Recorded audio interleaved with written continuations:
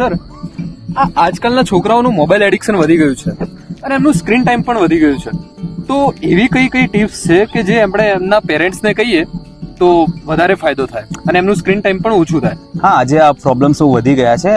સૌથી પહેલાં તો સૌથી મોટી ભૂલ પેરેન્ટ્સ એ કરે છે કે મોબાઈલ છોકરાઓના હાથમાંથી ઝૂંટવી લે છે અને કેટલીક વખત મોબાઈલ માટે જબરજસ્તી કરતા હોય છે, પણ આ એક પ્રોપર સોલ્યુશન નથી.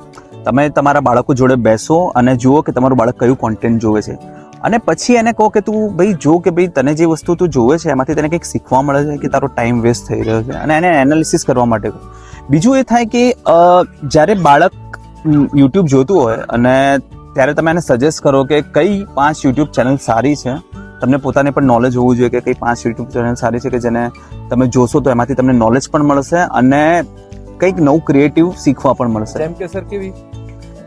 જેમ કે બ્રાઇટ સાઇડ નામની એક યુટ્યુબ ચેનલ છે જેમાં સાયન્સની ઘણી બધી વસ્તુઓ, પઝલ છે, રીડલ્સ છે, દ્વારા ઘણી બધી વસ્તુ તમે શીખી શકો છો. એવી બધી વસ્તુ શીખવાડશો અને યુટ્યુબ ચેનલ ઉપર કોઈ તજજ્ઞ કે એક્સપર્ટ એમ કે ભાઈ મોબાઈલ વાપરવો વધારે સારી વસ્તુ નથી અથવા એનો યુસેજ થોડોક ઓછો કરવો જોઈએ, તો બાળકોને ખ્યાલ આવશે અને એ થર્ડ પર્સન જે છે, જે એક્સપર્ટ છે, એ સમજાવશે તો બાળક સમજશે.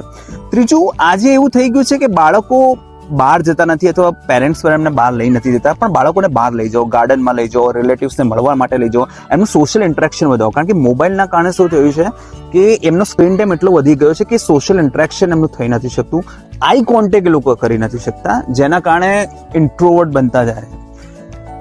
ચોથી વસ્તુ એ છે કે પેરેન્ટ્સે બાળકો સાથે ક્વોલિટી ટાઈમ સ્પેન્ડ કરવો જોઈએ અને જો નાના બાળકો હોય તો એમની સાથે રમવું જોઈએ. કારણ કે બાળકો પેરેન્ટ્સનો સાથ બહુ ઈચ્છતા હોય છે, એટલે જો બાળકો સાથે તમે ક્વોલિટી ટાઈમ સ્પેન્ડ કરો છો તો એ વધારે એમના માટે ઇમ્પોર્ટન્ટ થઈ જાય છે અને મોબાઈલ તરફ ઓછું ખેંચાય છે.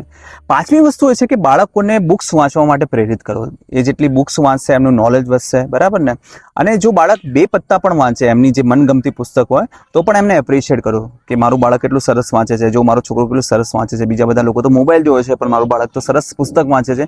તો આવી રીતે તમે એને રિવોર્ડ આપતા રહેશો તો એ બાળક પુસ્તક વાંચવા માટે વધારે પ્રેરિત થશે. તો આ જ 5 બાબતો છે જેનું તમે જો લોંગ ટર્મ સુધી ધ્યાન રાખો તો તમારું બાળક કદાચ મોબાઈલ એડિક્શનમાંથી બહાર આવી શકે. That's why we always say sir. શું હતું? Leave screen and go green. Yes, leave screen, go green.